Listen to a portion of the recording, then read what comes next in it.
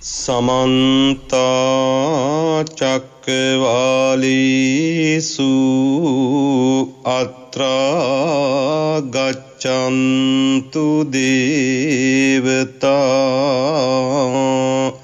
सद्धम्मं मुनिराजस्स सुनन्तु सग्गमुक्तदं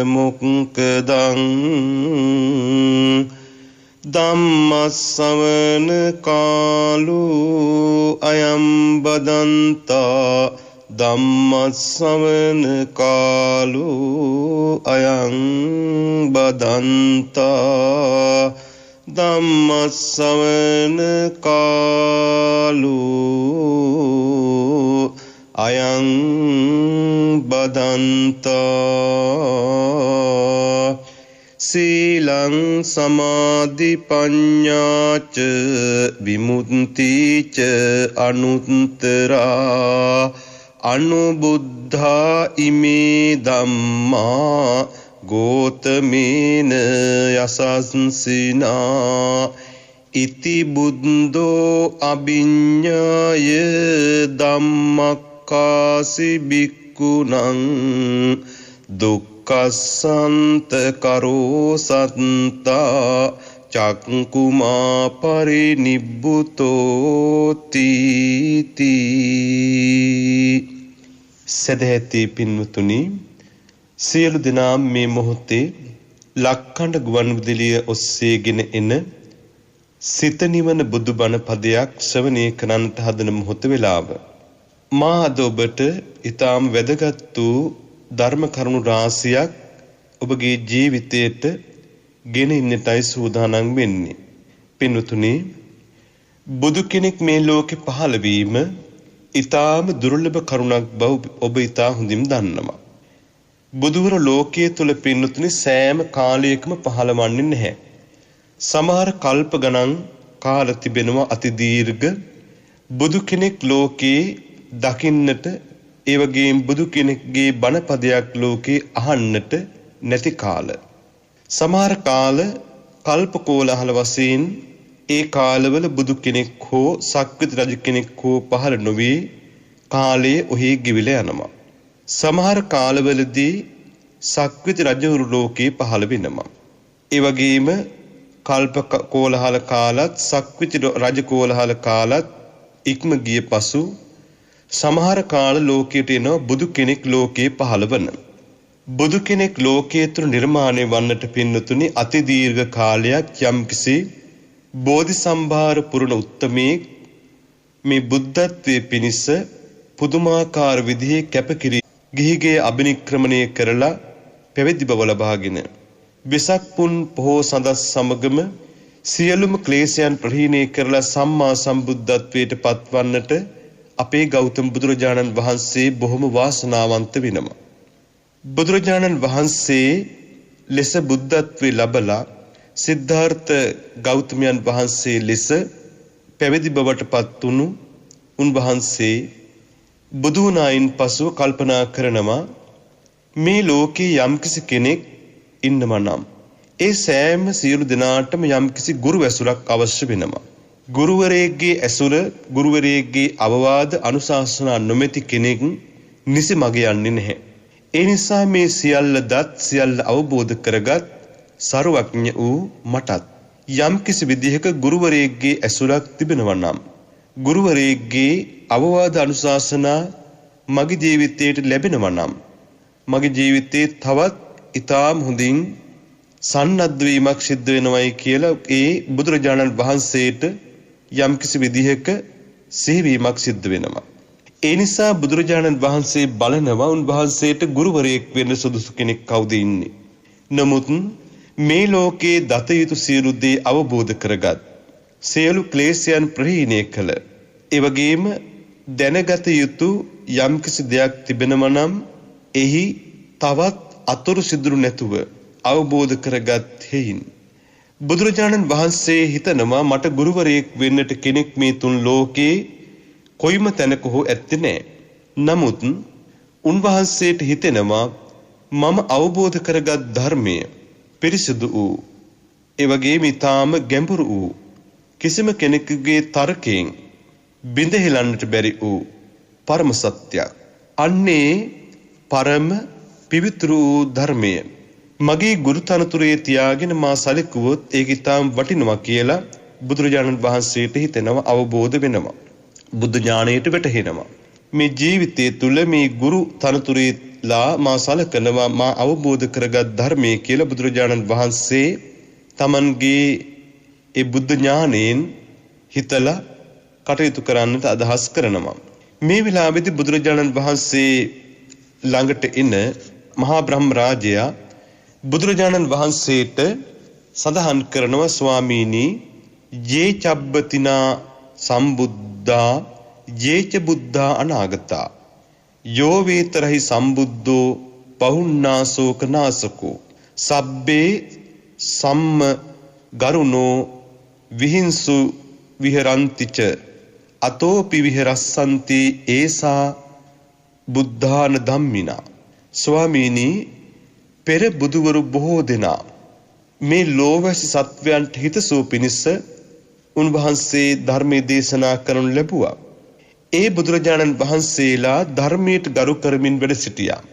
ධර්මයේ Tamanගේ ගුරු තනතුරේ තියාගෙන කටයුතු කළා. දැන් ඔබ වහන්සේද ධර්මයේ ගුරු තනතුරේ තියාගෙන කටයුතු කරන්නට අදහස් කොට තිබෙනවා. ස්වාමීනි, මතු බුදුවන බුදුරජාණන් වහන්සේලාත් එසේමයි. ඒ සදාකාලික බුදුවරුන්ගේ සිරිතයි කියලා මහා බ්‍රහ්මයා බුදුරජාණන් වහන්සේට සඳහන් කරනවා. ඒ සඳහන් කළාට පස්සේ බුදුරජාණන් වහන්සේ සත්‍යයක් ලෙස අනුමත කරලා උන්වහන්සේ ගුරු තනතුරේ තියාගෙන ධර්මයට, Taman අවබෝධ කරගත් ධර්මයට සලකන්නට පටන් ගන්නවා. මා මේ සඳහන් කරන ලද මුල් ගාථා පාඨය, මාතෘකා කරන ලද ගාථා පාඨය බුදුරජාණන් වහන්සේ දේශනා කරන්නේ වැදෑරට බණ්ඩගාම කියන ග්‍රාමයේදී. සීලං සමාධි පඤ්ඤාච කියන මේ ගාථා පාඨය.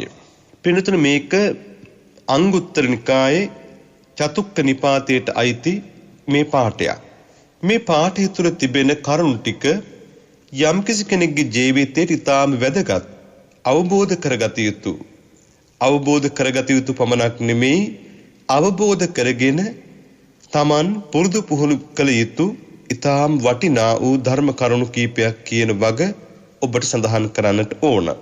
මෙතන පින්නතුනේ තිබෙන පාඨය තුල තිබෙන අර්ථය ඉතාම ගැඹුරට පැයක් නෙමෙයි සති ගණනක්, දවස් ගණනක්, මාස ගණනක් කතා කරන්නට පුළුවන් තරම් කරුණු රාශියක් තිබෙන ගාථා පාඨයකුයි මා අද මේ මාතෘකාව වශයෙන් අරගෙන තිබෙන්නේ. මෙතන තිබෙනවා සීලං කියන වචනය. මේ සීලං කියලා කියන්නේ සීලයද, සමාධි සමාධියද, පඤ්ඤාච ප්‍රඥාවද, විමුක්ති විමුක්තියද. ඊළඟට සඳහන් කරනවා ඉමේ අනුත්තරා ධම්මා, මේ ලෝකෝත්තර ධර්ම. එතකොට සීලං සමාධි පඤ්ඤාච විමුක්තිච අනුත්තරා අනුබුද්ධා ඉමේ ධම්මා. එතකොට මේ අනුබුද්ධා ඉමේ ධම්මා ගෝතමේන යසස්සිනා.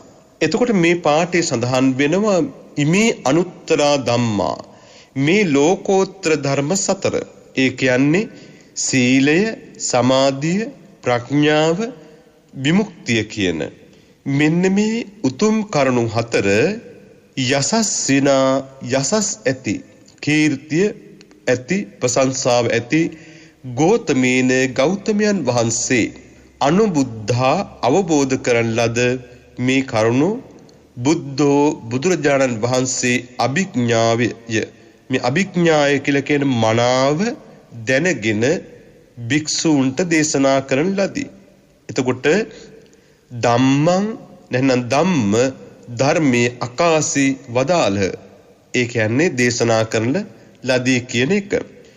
මෙතන දුක්ඛසන්ත කරෝසත්තෝ නැත්නම් දුක්ඛසන්ත කරෝසත්තා.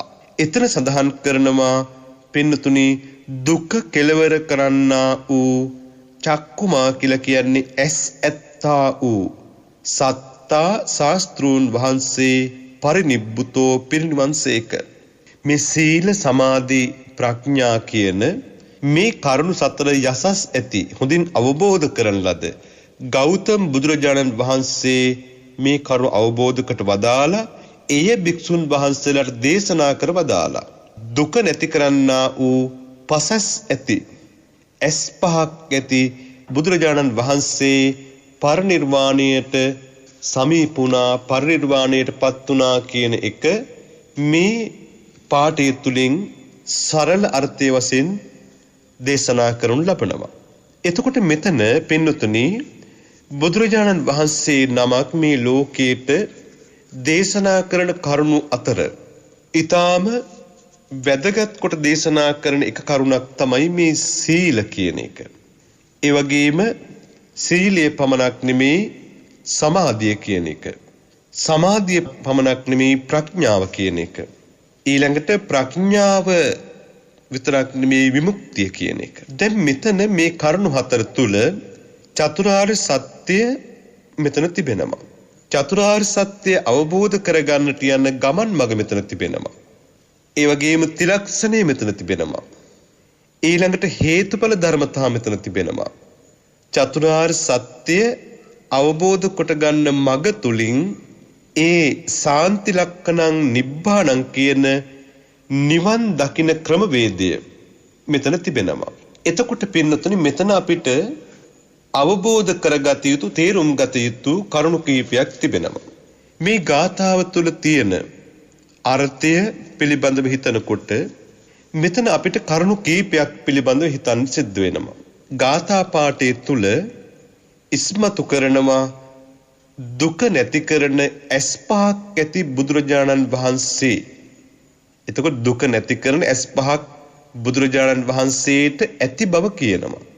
ඊළඟට ලෝකෝත්තර ධර්මය මේ ලෝකෝත්තර ධර්මය කියලා කියන්නේ නිවන් දකින්නට උපකාරී වන ධර්මය අවබෝධ කරගෙන භික්ෂුන් වහන්සේලාට දේශනා කරා කියන වග සඳහන් වෙනවා. එතකොට මෙතන මේ භික්ෂුන් වහන්සේට දේශනා කරා කියලා කියන්නේ භික්ෂූන්ට පමණක් නෙමෙයි මේක. භික්ෂුන් වහන්සේලා අරමුණු කොටගෙන දේශනා කළත් මෙය භික්ෂුණීන් වහන්සේටත් අයිති. භික්ෂුණීන් වහන්සේලා පමණක් නෙමෙයි උපාසක උපාසිකා කියන පිරිසටත් අයිති. දෙව් බඹුන්ටත් අයිති. අමනුෂ්‍යාදී සත්ව කොට්ටාස වලටත් අයිති. මේ තුන් ලෝකයේ තුල යම්කිසි සත්ව කොට්ටාසයක් ජීවත් වෙනවා නම් අන් ඒ සියලුම සත්වයන්ට මේ ධර්මය අයිති වෙනවා. එතකොට එක්කෙනෙකුට දෙන්නෙකුට එහෙම නෙමෙයි. මේ දේශනා කරන ධර්මය වෙනතුනේ මෙන්න මේ කාලෙට වළංගුයි කියලා එකක් නැහැ. මොකද මේ බුදුරජාණන් වහන්සේලාගේ ධර්මය අනීයානික ධර්මයක්. නීයානික වූ ස්වභාවයක් නැහැ. එතකොට මේ ධර්මයේ තුල තිබෙන ඒ ධර්ම ස්වභාවයන් කාලෙන් කාලට දවසෙන් දවසට නැතිනම් අතීතයට එක ධර්මයක් වර්තමානයට එක ධර්මයක් අනාගතයට එක ධර්මයක් කියලා වෙනස් වෙන ස්වභාවයක් නැහැ. මේ ධර්මයේ අකාලිකයි. සදාකාලිකයි. ඒතර කාලයක් මෙන්න මේ කාලයක් කියලා අපිට කාලයක් නම් කරන්න බැහැ වගේම සදාකාලිකයි. සියලු කල්හි යම්කිසි කෙනෙක් ධර්ම මාර්ගයේ ගමන් කරනවා නම් ඒ ධර්ම මාර්ගයේ ගමන් කරන කෙනාට නිසිලෙස අවබෝධ කරගන්නට පුළුවන් වටහා ගන්නට පුළුවන් ස්වභාවයක් මේ ධර්මයේ තුල තිබෙනවා. එතකොට යම්කිසි කෙනෙක් අතීතයේදී බුදුරජාණන් වහන්සේ මේ ලෝකේ පහළ වෙලා මේ උතුම් ධර්මයේ දේශනා කරන මොහොත තුල මාත්‍රිකා කොටගත් ධර්ම දේශනාව සිද්ධ කරන වෙලාවේ මොහොතේ සජීවීව බුදුරජාණන් වහන්සේ සමීපේ ඉඳපු වැඩ සිටිය යම්කිසි භික්ෂු මහා සංඝරත්නය හෝ භික්ෂුණී මහා සංඝරත්නය හෝ උපාසක උපාසිකා කියන මේ පිරිසට අයිති යම්කිසි කෙනෙක් හෝ සෝවාන් මාර්ගය සෝවාන් ඵලය සකෘදාගාම මාර්ගය සකෘදාගාම ඵලය අනාගාමි මාර්ගය අනාගාමි ඵලය අරහත් මාර්ගය අරහත් ඵලය කියන සතර මඟ සතර ඵලයන්ට පිළිපැන්නා නම් ඉන් මෙහා යම්කිසි ගුණයක් උපදවා ගත්තා නම් මේ ධර්ම දේශනාව අහලා ඒ ගුණය ඒ ඵලය අද මේ ධර්ම දේශනාව බුදුරජාණන් වහන්සේ නැතත් ශ්‍රවණය කරන නිසිලෙස ධර්ම මාර්ගයට එළඹිලා සිටින යම්කිසි කෙනෙක් මේ ධර්ම දේශනාව හොඳින් ශ්‍රවණය කරනවා නම් එයාටත් පින්නතුනි අර ලබාගත්තා වූ අතීත මාර්ගඵල මේ ධර්ම දේශනාව තුළින් එදාසේ අදත් ලබන්න පුළුවන්. අදසේම යම්කිසි දේශනාවක් ලෙසගෙන මේ දේශනාව අනාගතයට යම්කිසි භික්ෂුන් වහන්සේ නමක් දේශනා කරන විට අහන යම්කිසි පිනතියෙක් ඉන්නම නම් එයාටත් අර අතීතයේ බුදුරජාණන් වහන්සේ ජීවමාන වැඩ සිට දේශනා කළා හා සේම එදාටත් ඒ දේශනාව තුළ තිබෙන ගුණය බලය තුළින් එයාගේ ජීවිතය නිවන් මාර්ගයට ප්‍රවිෂ්ඨ කරගන්නට පුළුවන්. නිවන් මාර්ගයට මේ ධර්මයේ තුලින් ජීවිතය යොමු කරගන්නට පුළුවන් අපි ඒ ධර්ම මාර්ගය ඔස්සේ ගමන් කිරීමයි කළ යුත්තේ. එතන මේ ගමන් කරන මාර්ගයේ මේ දේශනාව තුළ සඳහන් කරනවා. ඒක තමයි සීල සමාධි ප්‍රඥා විමුක්ති යන සතර අනුත්තර ධර්ම, ලෝකේ උත්තම ධර්ම, ලෝකෝත්තර යන ස්වභාවය මේ ධර්ම තුලට දාලා තිබෙන්නේ මේවා ලෞකිකයි. හැබැයි ලෞකික ජීවිතයේ තුලයි දකින්නේ. ලෞකික උනාට සීල සමාධි ප්‍රඥා විමුක්ති කියන ස්වභාවයන් ලෞකික ජීවිතයේ තුල අත්විඳට ඒවා ලෝකෝත්තරයි. ඇයි ලෝකෝත්තර වෙන්නේ?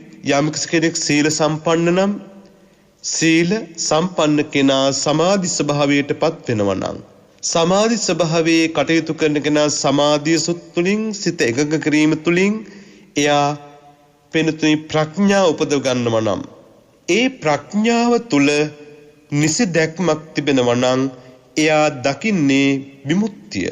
මේ විමුක්තිය කියලා කියන්නේ නිවන, ගැලවීම, සදාකාලික වෙන්වීම. ඒ වෙන්වීම තමයි පින්නතුනි නිවන කියලා කියන්නේ. එතකොට මේ ධර්ම දේශනාව තුළ තිබෙන ඇස් පහක් ඇති බුදුරජාණන් වහන්සේ අනුත්තර ඒ ලෝකෝත්තර වූ ධර්මයක් දේශනා කළා. ඒ දේශනා කළ සීල සමාධි ප්‍රඥා විමුක්ති කියන මේ කරුණු සතර ලෝකෝත්තර කරුණු හතරක් කියන වග මේ සූත්‍රය තුල මේ පාඨය තුල සඳහන් වෙනමනේ. එතකොට මේ කරුණු පිළිබඳව අපි පොඩ්ඩක් විමසලා බලන්නට ඕන. ඊට මත්තෙන් මේ සීල සමාධි ප්‍රඥා කියන මේ විමුක්ති කියන මේ කරුණු පිළිබඳව මා එකින් එක සරල ඔබට විස්තර කරනවා. එතන මේ ගාථාව තුල පිනතුනි පාඨ කීපයක් තිබෙනවා, පද කීපයක් තිබෙනවා. ඔබට කලින්ම තේරුම් කළ දුන්නොත් ඊටාම් වටිනවා කියලා මට හිතෙනවා. ඒ කරුණ තමයි මෙතන සඳහන් වෙන එක තැනක දුක්ඛසන්ත කරෝ සත්තා. එතකොට මෙතන මේ දුක්ඛසන්ත කරෝ කියන්නේ දුක නැති කරන කෙනෙක් කියන වග. දුක නැති කරන කෙනෙක්. ඊළඟට මේක මෙතනින් ඔහොම මතක තියාගන්නකෝ ඒක. ඊළඟට මේ තියෙන වචනයක් චක්කුමා. මේ චක්කුමා කියන එක ඇස් ඇති, ඇස් පහක් ඇති කියන එක අඟවන්නට දේශනා කරන පාඨයක්. ඊළඟට තියෙනවා පරිනිබ්බුතෝ ති, කෙලෙස් ගිනි නිවන ලද, නිවනට පවිෂ්ඨ වන ලද කියන වග මේක සඳහන් වෙන්නේ. එතකොට මෙතන අපි එක එක පදයක් ගානේ මේ තුන තවත් තේරුම් කළොත් දුක්ඛසන්ත කරෝ, මේ අපාය, දිව්‍ය ලෝක, මනුස්ස ලෝක, තිරිසන් ලෝක ඇතුළු. එතකොට අපි ගත්තොත් එහෙම පින්නතුනි මිනිස් ලෝකයත්, දිව්‍ය ලෝක 6ත්, සතර අපායත්, රූපාවචර බ්‍රහ්ම ලෝක 16ත්, අරූපාවචර බ්‍රහ්ම ලෝක 4ත් කියන මේ භවතල 31 තුල මේ බුදුරජාණන් වහන්සේ පවතින සියලු සැප පිළිබඳව දන්නවා. මොනවද සැප?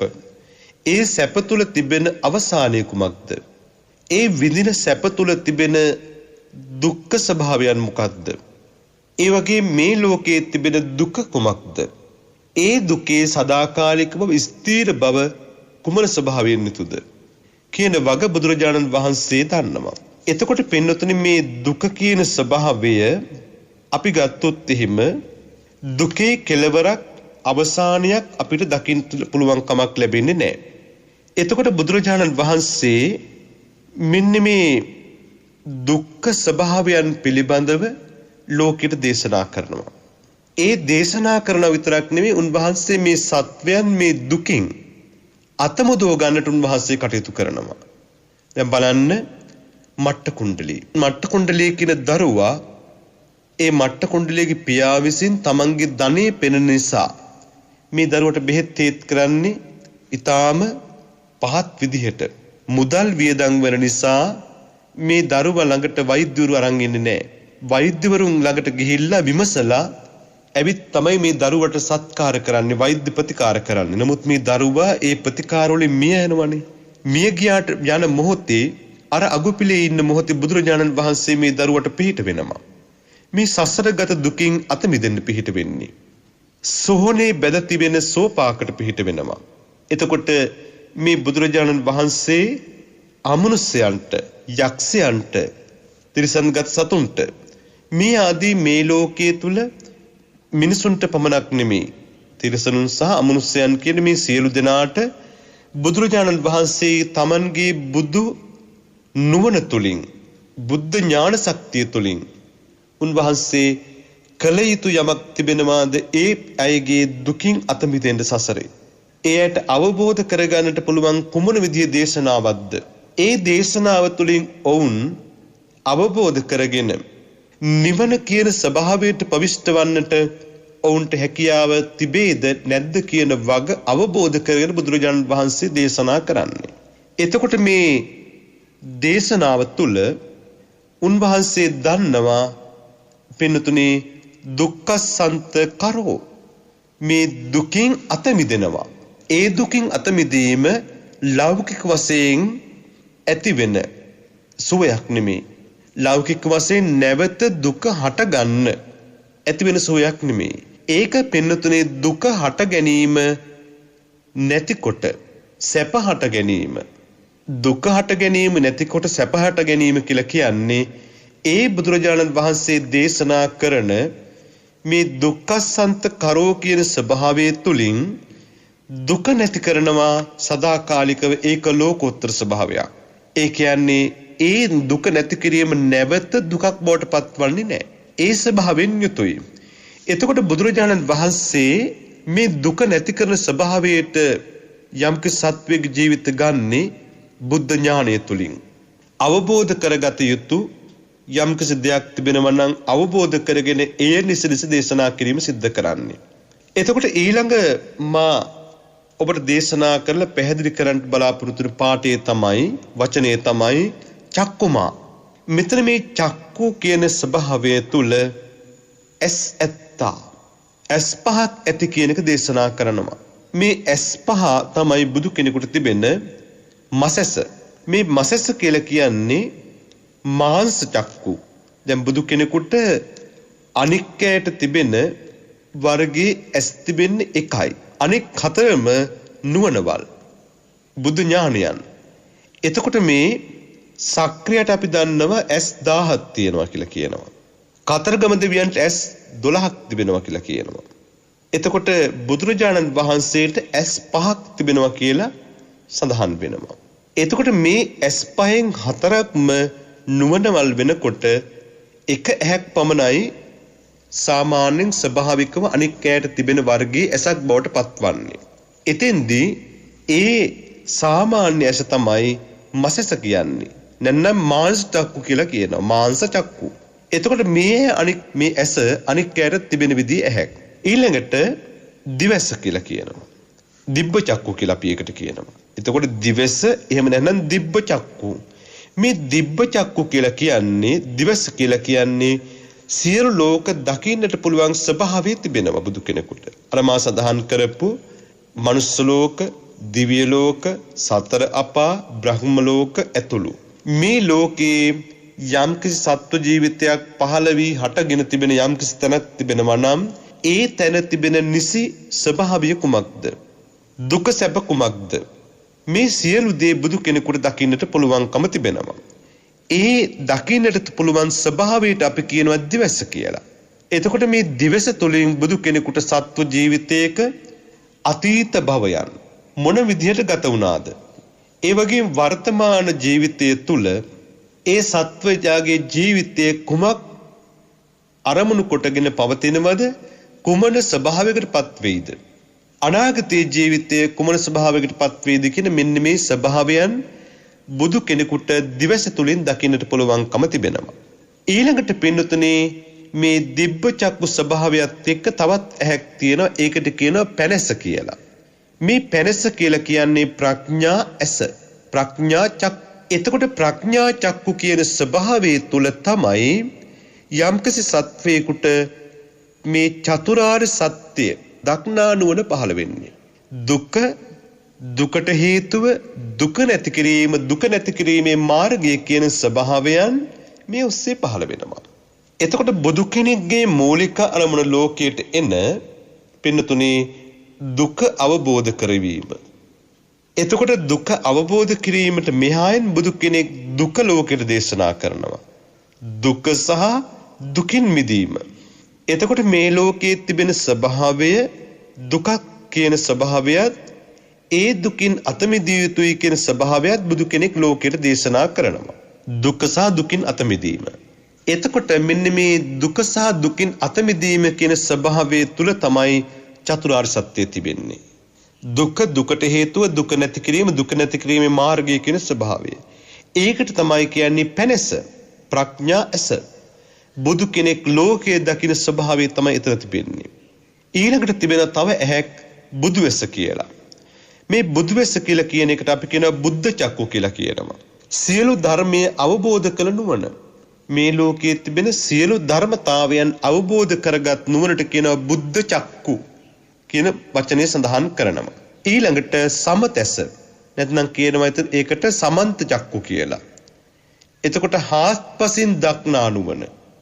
සියලුම දේ අපි කිව්වොත් එහෙම අහු මුළු වල සැඟවෙන්නට නොදී සියලු හාත්පස අතුරු සිදුරු නැතුව දක්නා වූ නුවණ. ඒකට කියනවා සමතැස කියලා. දැන් මෙතන පැනැස, බුදුවැස, සමතැස කියන කරුණු ටිකේ චතුරාර්ය සත්‍ය දන්නා නුවණ, සියලු ධර්මයේ අවබෝධ කර නුවණ, හාත්පසින් දක්නා නුවණ කියන මේ වචන ටික එක හා සමානයි. ඔබට දැනෙන්නේ. නමුත් මෙය එක හා සමාන නැහැ. එක හා සමාන ස්වභාවයන් තිබෙනවා. නමුත් මේ තුල විහිදී ගිය කරුණ රාශියක් තිබෙනවා. ඒ පිළිබඳව දේශනා කළ පැහැදිලි කරන්න ගියොත් ගොඩක් වෙලාවක් යනවා. නමුත් ඔබ කල්පනා කරන්නට ඕනේ මෙතන විසිරී ගිය ස්වභාවයක් තිබෙනවා. එතකොට දැන් මතකද බුදුරජාණන් වහන්සේ නමක් තුල තිබෙන ඇස් පහ තමයි මසැස, මාංශ චක්කු, දිවැස, දිබ්බ චක්කු, පැනැස, ප්‍රඥා චක්කු, බුදුවැස, බුද්ධ චක්කු, සමතැස, සමන්ත චක්කු කියන ස්වභාවය.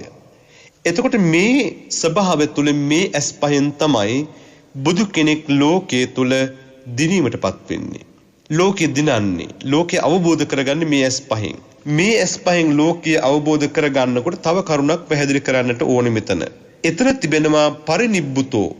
මේ පරිනිබ්බුතෝ කියන වචනය තුල අර්ථ කීපයක් තිබෙනවා. පිරිනුමන් පාන ලද යන වචනේ මෙතන තිබෙනවා. නැත්නම් නිවනට ලක්වන ලද, නිවනට පත්වන ලද කියන වචනය. එතකොට බුදු කෙනෙක් මේගේ පරිනිර්වාණයේ පින්නතුනේ ආකාර දෙකක් තිබෙනවා. ක්ලේශ පරිනිර්වාණය. සියලු පව් නැතිකොට ක්ලේශයන් ප්‍රහීණය කොට ලබා ගන්නා වූ පරිනිර්වාණය.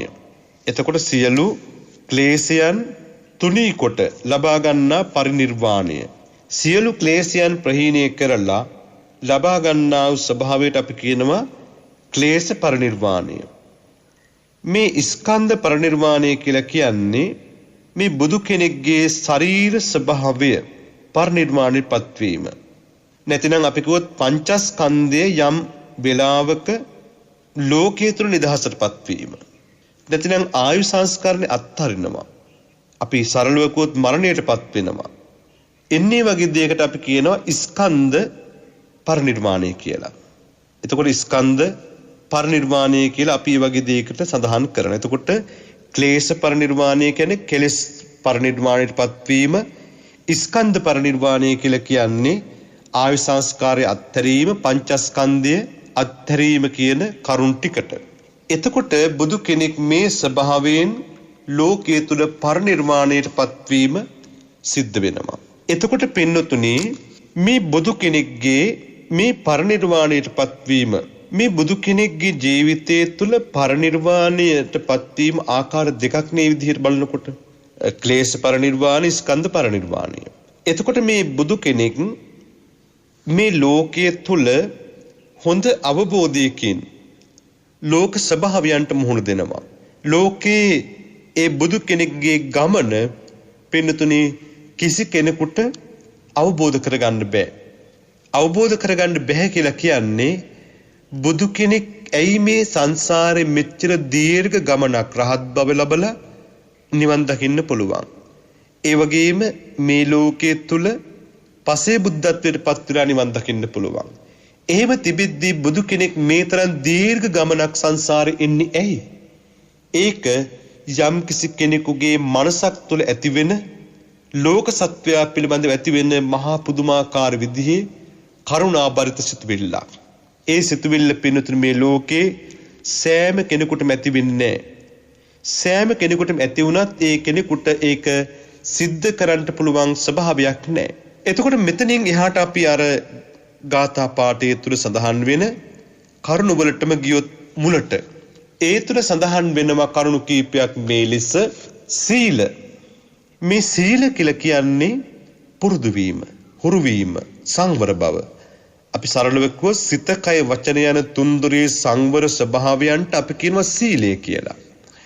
එතකොට මෙන්න මේ සීලය කියන ස්වභාවය තුල පින්නතුනේ චාරිත්‍ර සීල. හොඳ දේ කිරීමට අපි කියනවා චාරිත්‍ර සීලය. හොඳ දේ පුරුදු කිරීමට අපි කියනවා චාරිත්‍රය. එතකොට චාරිත්‍ර සීලය එක. ඊළඟට අනෙක් කරුණ තමයි වාරිත්‍ර සීලය. වාරිත්‍ර කියන්නේ වැරදි දේ නොකිරීම. සමාජයේ දෝෂ දර්ශනයට ලක්වන දේ නොකිරීම.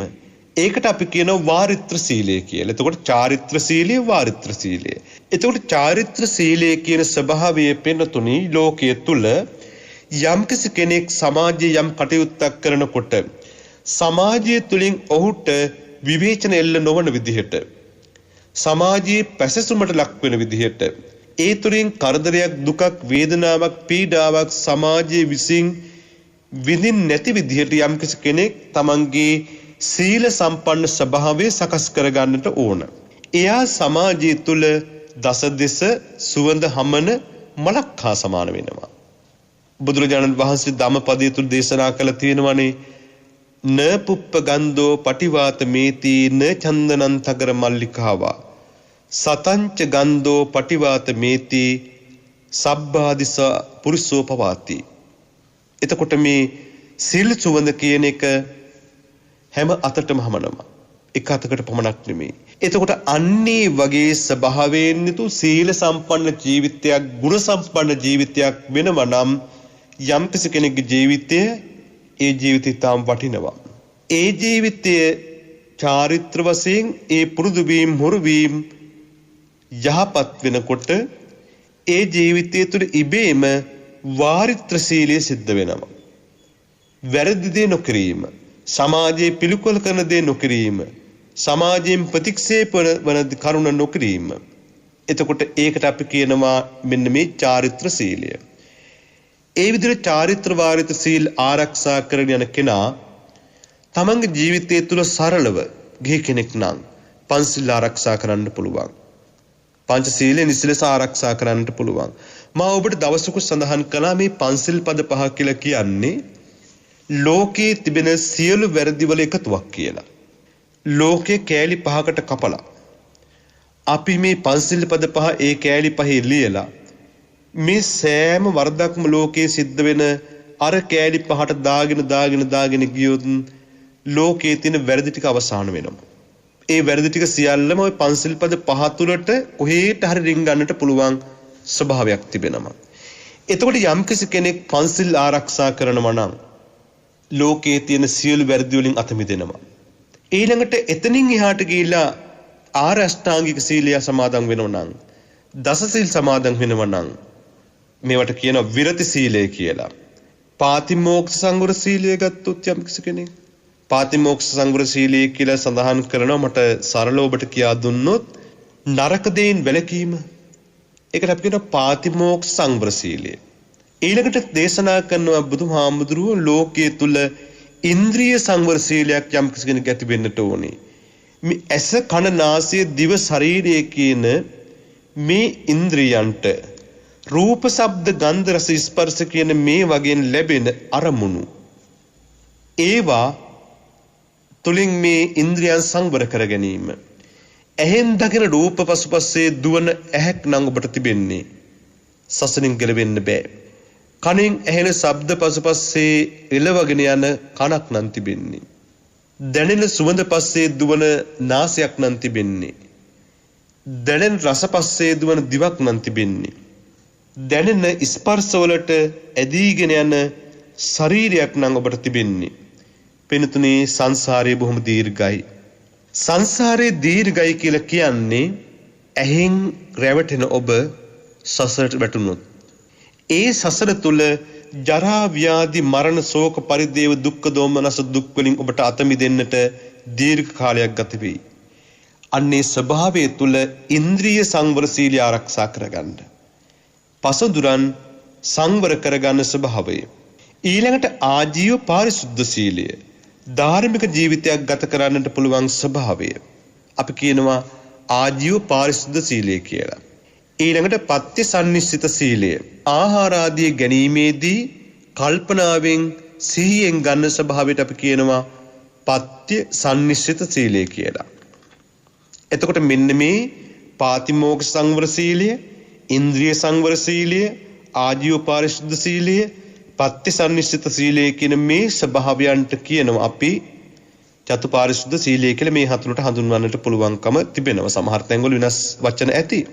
නමුත් ඒකේ චතුපාරිශුද්ධ සීලය කියවට වරදක් නැහැ මේ කරුණු හතරට. මොකද මේ කරුණු හතරට අර පන්සිල්, ඒ වගේම අටසිල්, දසසිල් වගේ මේ සීල වලට එහා ගිහිල්ලා මෙතන චතුපාරිශුද්ධ සීලය කියලා කියන්නේ මේ සීල් හතර. මේ සීල් ස්වභාවයන් හතර. ඒ කියන්නේ පාතිමෝක්ෂ සීලය, ඉන්ද්‍රිය සංවර සීලය, ආජීව පාරිශුද්ධ සීලය සහ පත්‍ය සම්නිශ්චිත සීලය කියන මේවා ආර්ය සීල්. මේ ආර්ය සීල් කියන ස්වභාවයන්ට පත් වෙන්නේ ආර්ය උතුමන්. බුදු, පසේ බුදු, මහරහත්.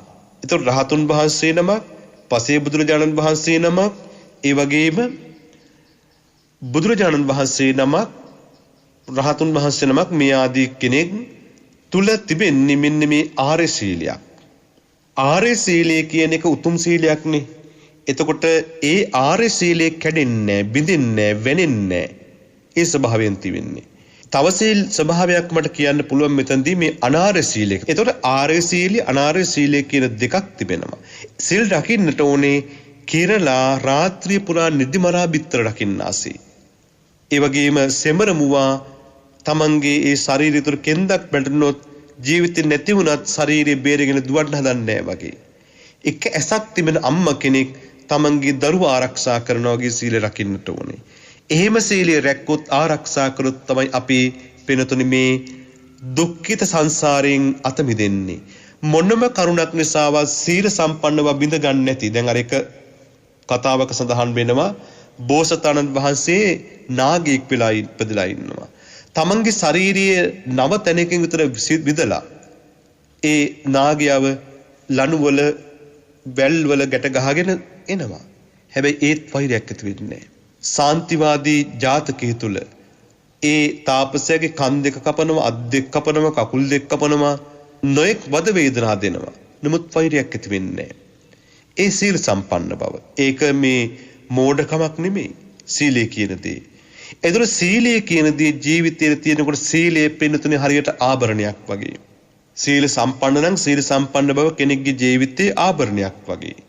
එයාගේ ජීවිතයේ සංසාර දුක්ඛ දෝමනස් වේදනා වද බන්ධන මේ සියල්ල තුලින් සීලයකට එයාව ගලව ගන්නට පුළුවන්. එක අම්මා කෙනෙක් එක්තරා විහෙරක ධර්මයේ ශ්‍රවණය කරමින් ඉන්නවා. රාත්‍රියේ මුළුල්ලේම තිබෙන ධර්ම දේශනාවක්. මේ අම්මගේ දරුවා එහෙ මෙහෙ දුව ඉඳලා තුඹසකට අත් දානවා. තුඹකට අත් දැම්මම ඒ තුඹස තුල සර්පේක දෂ්ට කරන මේ දරුවා සිහි මුර්ජා වෙනවා. මේ අම්මා කල්පනා කරන දරුවෝ නම් සංසාරේ කොච්චර හදාගන්න පුළුවන්ද? නමුත් මේ ආර්යයන් වහන්සේලාගේ උතුම් බණපදයක් අහලා මගේ ජීවිතයේ සීල සම්පන්න භවෙන් යුතුව මේ දුකින් අත මිදුනොත් කොච්චරනම් යහපත්ද කියලා අර දරුවා සර්පය දෂ්ට කළ වැටෙන එකක් දැකලා නමුත් ඒක පසක දා බණහන්න පටන් ගන්නවා. ධර්මදේශන අවසානයේ මේ අම්මා දරුවා ළඟට ගිහිල්ලා බලනවා දරුවා වැටිලා ඉන්නවා. මිනිස්සු කියන උඹට දරුවෝ ඕන ගෑණියෙක් කෙනෙක් නෙමෙයි. එහෙමනම් ඔබ ওই බණ අහා ඉන්නේ නැහනේ. නුඹ දරුවෝ ඕනේ නැහැ නුඹ බොරුවක් කරන්න කියලා බනිනවා. මේ අම්මා සත්‍යක්‍රියාවක් කරනවා. මම ඊටාම හොඳින් එක බණ පදයක් නැ අත්නොහැර මේ ධර්ම දේශනාව ශ්‍රවණය කළා. මේ තුලින් මගේ දරුවා සුවපත් වෙන්න කියලා දරුවා සුවපත් වෙනවා. ඒ ස්වභාවය තිබෙනවා. එතකොට ඒ වගේ සීල රකින්නට ඕනේ. ඊළඟට මේ සීල රකින්න කෙනා සමාධි ස්වභාවය කියලා කියන්නේ පින්නතුනි හිත තුල තිබෙන එකඟ බව. හිත එහෙම දුවන්නේ නැතිකම. ලෝකෝත්තර සමාධි සහ ලෞකික සමාධි කියලා දෙකක් තිබෙනවා. එතකොට ලෝකෝත්තර වශයෙන් සිත සමාධිගත කරගන්න පුළුවන්. ලෞකික වශයෙන් සමාධිගත කරගන්නත් පුළුවන්. පංච අභිඥා අෂ්ට සමාපatti වගේ මේ ස්වභාවයන් උග්‍ර තාපසයන්ට ලබා ගන්න පුළුවන්කම තිබෙනවා. අපි දන්න උද්දකරාම පුත් ආලාර කාලම වගේ අය මේ සමාධිය තිබුණේ. ඒක ලෞකික සමාධිය තිබුණේ. ඒ ලෞකික සමාධිය තුලින් ඒ අය දැන් දිවිදත්තර හාමුදුරුවෝ ගින්දර මවන්න පුළුවන් ස්වභාවයක් තිබුණා උන්වහන්සේට. ඕනම කුඩා සිදුරකින් ඇතුළට යන්න පුළුවන් ස්වභාවයක් තිබුණා. ඒ ලබාගෙන තියෙන සමාධිය ලෞකික ලබා ගන්න සමාධියක් පිරිහෙන්න පුළුවන්. ලෞකික සමාධිය පිරිහෙනවා. ඒ ලෞකික සමාධිය තුල යම් කිසි කෙනෙක් පිරුණාම එයා දුකින් දුකට වේදනාවෙන් වේදනාවටපත් වෙනවා. ඒතර ලෞකික සමාධිය බිඳෙන සුළුයි, කැඩෙන සුළුයි, විනාශ වෙන සුළුයි. හැබැයි ලෝකෝත්තර සමාධිය එහෙම ස්වභාවයකටපත් වන්නේ නැහැ. ලෝකෝත්තර සමාධියක් යම් කිසි කෙනෙක් ලබා ගත්තොත් ඒ තුල පින්වතුනි සමුච්ඡේද ක්ලේශ ප්‍රහාණයක් තිබෙන්නේ. සම්පූර්ණ ක්ලේශ ප්‍රහාණයක් ලෝකෝත්තර සමාධියක් තුල. ලෝකෝත්තර සමාධියක් ඇති වෙනවා කියලා කියන්නේම දේශනා කරන්නේම එතන පින්වතුනි හිතන්න දුක සහ දුකට හේතුව දුක නැති කිරීමේ මාර්ගය කියන චතුරාර්ය සත්‍ය ධර්මයන් එතන අවබෝධයක් තියෙනවා. ලෝකෝත්තර සමාධියක් තියෙන හිතක් තුල. එතකොට ලෝකෝත්තර සමාධියක් තියෙන හිතක් තමයි වැදගත්. එතකොට ලෝකෝත්තර සමාධියක් තියෙන හිතකට ඒ මා සඳහන් කළ ස්වභාවයන් එන්න නම් ඊළඟට එයා ප්‍රඥාවට යන්නට ඕනේ. එතකොට මේ ප්‍රඥා කියන ස්වභාවය අපි ගත්තොත් මොකක්ද ප්‍රඥා? මේ ප්‍රඥාව කියලා කියන්නේ ලෝකේ හරිදේ දැකීම, නිවැරදි දැකීම. හරිදේ නිවැරදි තමයි ලෝකයේ තුල තිබෙන චතුරාර්ය සත්‍යය. දුක තමයි නිවැරදි.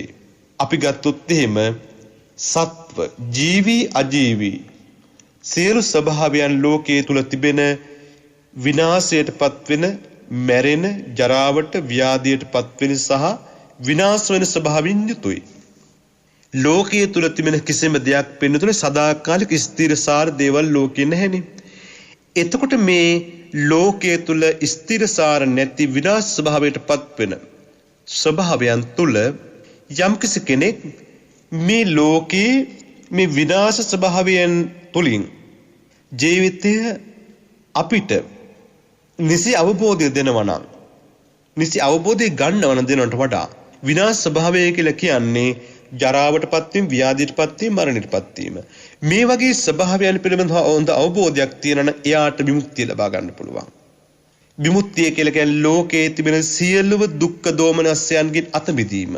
එතකොට යම්කිසි කෙනෙක් පින්නතුනේ ඔබ කල්පනා කරගන්න සීල සම්පන්න බවින් උතුම් නම් කැඩෙන්නේ නැති, බිඳෙන්නේ නැති, විනාශ වෙන්නේ නැති නොඑක් විදිහේ දෝෂයන්ට ලක් නොවන සීලයක් නම් යම්කිසි කෙනෙකුට තිබෙන්නේ මොනම හේතුවක් උඩවත් කැඩෙන්නේ නැහැ. මොනතරම් ලාභයක් තිබුණත් කැඩෙන්නේ නැහැ. මොනතරම් Tamanට වරප්‍රසාදයක් තිබුණත් කැඩෙන්නේ නැති, බිඳෙන්නේ නැති, විනාශ වෙන සීලයක් නම් තිබෙන්නේ. එයාට ඊළඟට ඒ සීලය තුළින් ඇතිවෙන දැමුණු බව, සංවර බව නිසා එයාගේ හිත සමාධිගත ස්වභාවයටපත් වෙනවනම් ඒ සමාධිය ලෝකෝත්තර සමාධි ස්වභාවයට ලං කරගෙන යනවා නම් එයාට ප්‍රඥාව පහළ වෙනවා නම් ඒ ප්‍රඥාව තුළින් විමුක්ති ස්වභාවයටපත් වෙනවා නම් එයාට නිවන තියෙනවනේ පින්නතුනි. එයාට නිවන තියෙනවා. එතකොට ඔබ මේ ජීවිතය තුළින් ප්‍රඥාවෙන් ලෝකය දකින්න. ඔබ හිතන්න ඔබ දැන් මේ ධර්ම දේශනාව අහන ගමන් S2 පියාගන්න. S2 පියාගෙන මේ ලෝකය දකින්න ඔබ. ඔබ හිතන්න කුමන වයසක මම හිටියත් මගේ ජීවිතේ ඇත්තටම මම දැන් ලබාගෙන තිබෙන්නේ මොකද්ද? මගේ ජීවිතේ පටන් ගත්ත කාලේ පුංචි ලදරුවෙක් ලැදරියක් ලෙස මං ඉපදින කාලේ ඉඳලා අද වෙනතුරු එතකොට මම මේ ජීවිතය තුළ මොකද්ද මම ලබාගෙන තිබෙන්නේ? මම ලබාගත් සතුටක් තියෙනවද මොකක් හරි? తాවකාලික සතුටවල් ඇති.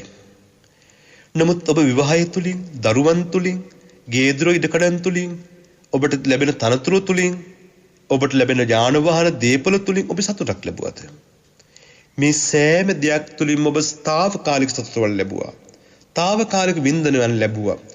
ඔබට ලැබෙන සියලු දේවල් ක්‍රමක්‍රමයෙන් ජීවිතේ පසුපසට යනවා. පසුපසට ගිහිල්ලා ඔබ ඉදිරියට යනවා. ඉදිරියට යන්න ඔබට තිබෙන්නේ මොකද්ද මේ? දුකනේ පින්නතුනේ. ඔබේ ජීවිතය දිහා බලනකොට කෙස් ටික පැහිලා නම්, හැම රැලි වැටිනා නම්, අතපය ඇදකුද වෙලා නම්, නොඑක් ලෙඩ දුක් රෝග පීඩාවන්ට ඔබ ලක් වෙලා නම්, ඔබ ජීවිතයේ සමහර දේ ඔබෙන් පසුපසට යමින් ඔබ ඉදිරියට යනවා, දුකේ ගැල්වෙමින් ඔබ ඉදිරියට යනවා. මෙන්න මේ ගැල්වෙන දුක, එරෙන දුක, ඔබව තනි කර දුක අයින් කර ගන්නට වෙහෙසවන්න. ඒ දුකින් අත මිදෙන්න. පින්තුනි, මේ ලෝකයේ තුල සදාකාලිකම ස්ථිරසාර දේ දුකමයි. ජීවිතය තුල අවබෝධ කරගන්න. කොච්චර බණ ඇහුවත් ජීවිතය තුල ඒ අවබෝධය නැතිනම් ඔබට වැඩක් වන්නේ නැහැ. එහෙමනම් සීල සම්පන්න, ඒ වගේම සීලයේ තුලින් සමාධිගත වෙච්ච ස්වභාවයක් ඇති හිතක් ඇති නම් ඔබට ඒ සීලයේ තුලින් ඇති කරගත්ත සමාධිගත ස්වභාවයකින් යුතු හිතක් නම් ඔබට තිබෙන්නේ. ඒ සමාධිගත හිතින් ප්‍රඥා ස්වභාවයට ඔබ එනවා නම් ප්‍රඥාවෙන් විමුක්ති ස්වභාවයට, මිදීමේ ස්වභාවයට, ගැලවීමේ ස්වභාවයට එනවා නම් එතන ඔබට සංසාරේ දුක් විඳින්න තිබෙන ජීවිත ස්වභාවයන් අඩුයි. ඔබ සාන්ති වූ පරම සුන්දර වූ නිවන මේ ජීවිතෙම ලබා ගන්න වෙහෙසෙන්න. ඒ ඔබට කළ හැකි. ඒ නිවනට ඔබ ලං විය හැකි. ඒ නිවනට ලං වෙන්න, ඒ සාන්තියට, ඒ සැපතට ලං වෙන්න ඔබට ශක්තිය, ධෛර්යය, වාසනාව ලැබේවා කියලා ප්‍රාර්ථනා කරනවා. එහෙමනම් අද මේ ධර්ම දේශනාව ශ්‍රවණය කරපු ඔබ හැම දිනාටම මේ ලෝක වශයෙන් තිබෙන සකල විදෝෂයන් දුරු විලා යහපතක්, සිතක්, සාන්තියක් ලැබේවා කියන ප්‍රාර්ථනාව මා ඔබට ප්‍රාර්ථනා කරනවා. 5,12,000ක් බුදුරජාණන් වහන්සේලාගේ බුදු ගුණ, ධම් ගුණ, සංඝ ගුණ බලයෙන් උන්වහන්සේලාගේ දලදා හාමුදුරන් වහන්සේලා, ජයශ්‍රී මහ බෝ හාමුදුරන් වහන්සේලාසේ බෝධින් වහන්සේලාගේ ගුණයෙන්, බලයෙන්, ශක්තියෙන් ඔබට සිතක්, සාන්තියක්, යහපතක්, ත්‍රිජීවනයක්, ආයුරාරෝග්‍ය සම්පත්තියක් සැලසේවා. ඔබ නමින් මිය පරලොව ගිය හැම දිනාටමත් යහපතම සැලසේවා. නිර්වාණ සම්පත්තියෙන් සැනසීම ලැබේවා. ඒ මේ අප හැම දිනාටම උතුම් නිවනින් සැනසීම ලැබේවා කියලා ප්‍රාර්ථනා කරනවා. සෑම දිනාටම යහපතම සැලසේවා. දෙවියොත් නිවන් දකීවා. ආකාසට්ඨා ච බුම්මට්ඨා දේවා නාග මහිද්దికා පුඤ්ඤන්තං අනුමෝදිත්වා චිරන් රැක්කන්තු දේශනම්. ආකාසට්ඨා ච බුම්මට්ඨා දේවා නාග මහිද්దికා පුඤ්ඤන්තං අනුමෝදිත්වා චිරන් රැක්කන්තු සම්බුද්ධ ශාසනම්. ආකාසට්ඨා ච බුම්මට්ඨා දේවා නාග මහිද්దికා පුඤ්ඤන්තං අනුමෝදිත්වා චිරන් රැක්කන්තු මම් පරන්ති. ඔබ සැමට සම්මා සම්බුදු සරණින් යහපතක්ම සැලසේවා. අද දවසේ ලක්හඬ සිත නිවන බුදුබණ සුමధుර ධර්මානුශාසනාව සඳහා අපි ඊ타මත්ම ගෞරවයෙන් ඇරයුම් කොට මේ ධර්ම මණ්ඩපයේ වෙත වැඩම කරවා ගන්නට යෙදුනේ තුල්හිරිය මාස් ෆැබ්‍රික් පාක් ශ්‍රී සිද්ධාර්ථ බෞද්ධ මධ්‍යස්ථානාධිපති සහ පස්යාල දුමුන්නේ ගෙදර ශ්‍රී විවේකාරාම පුරාණ විහාරාධිකාරී පූජ්‍යපාද කරඳන ශ්‍රී සුධම්ම ස්වාමින් වහන්සේ. අපේ හාමුදුරුවනේ, ඔබ වහන්සේ සිදු කරන ආගමික, ශාසනික, ධර්ම ප්‍රචාරක කටයුතු තව තවත් සිදු කරන්නට ත්‍රිවිධ රත්නයේ ආශිර්වාදයම ලැබේවායි අපි සාදු සිත පෙරදැරිව ප්‍රාර්ථනා කරමු. අවසරයි අපේ හාමුදුරුවනේ.